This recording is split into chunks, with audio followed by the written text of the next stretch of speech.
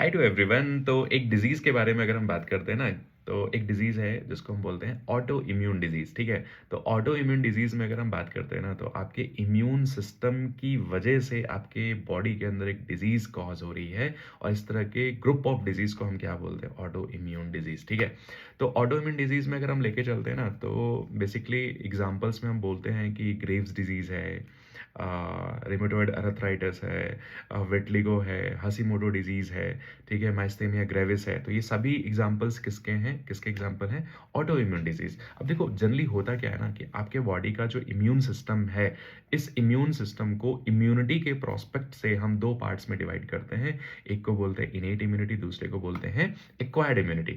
तो innate immunity जो है ना, वो आपको जो है बाय बर्थ मिलती है और ये स्पेसिफाई नहीं कर पाती है कि कौन सी बॉडी की सेल्स हैं, कौन सी बॉडी के बाहर की सेल्स हैं। लेकिन जो एक्वायर्ड इम्यूनिटी है ना, उसके पास ये कैपेबिलिटी है, उसके पास ये पावर है कि वो डिफरेंशिएट कर सकती है, डिस्क्रिमिनेट कर सकती है between our self and non self में, ठीक है? तो जब भी आपके बॉडी के अंदर कोई ऐसा पैथोजन या कोई ऐसा एंटीजन इंटर करता है, तो हमारे बॉडी का एक्वायर्ड इम्यूनिटी जो है उसको डिस्क्रिमिनेट करके उसके अगेंस्ट में क्या डेवलप करती है? एंटीबॉडीज डेवलप करती है और उसको डिस्ट्रॉय किया जाता है। सिमिलर टाइप का कंडीशन जो है ना, ये एबिलिटी जो है, एक्वायर्ड इम्यूनिटी की जो एबिलिटी है डिस्क्रिमिनेशन की, डिफरेंशिएट की, बेसिकली ये लूज हो जाती है ड्यू टू जेनेटिक एबनॉर्मेलिटीज़ या बहुत सारे अभी रीजंस फाइंड आउट नहीं है। या हम बोल देते हैं कि रफली जब इम्यून सिस्टम बहुत ज़्यादा हाइपर एक्टिव हो जाता है, तो उस केस में अपनी ही बॉडी की सेल्स, टिश्यू या ऑर्गन के अगेंस्ट में एंटीबॉडीज बनाने लगते हैं, ठीक है? अब देखो एंटीबॉडीज है क्या?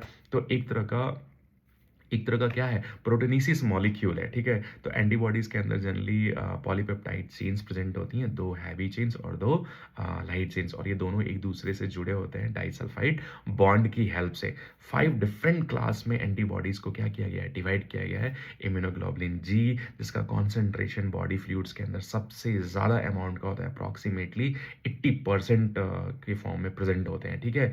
और अगर हम इम्यूनोग्लोबुलिन जी का कॉन्सेंट्रेशन देखते हैं, तो हमारी बॉडी के अंदर जब भी सेकेंडरी इम्यून रिस्पॉन्स जनरेट होता है, तो उस केस में सबसे ज़्यादा अमाउंट की क्या होती है? Immunoglobulin G. Then immunoglobulin A है, इम्यूनोग्लोबुलिन एम है, इम्यूनोग्लोबुलिन डी है और इम्यूनोग्लोबुलिन ई है। तो एंटीबॉडीज को 5 डिफरेंट क्लास में डिवाइड किया गया है on the basis of which type of heavy chains present in a particular immunoglobulin.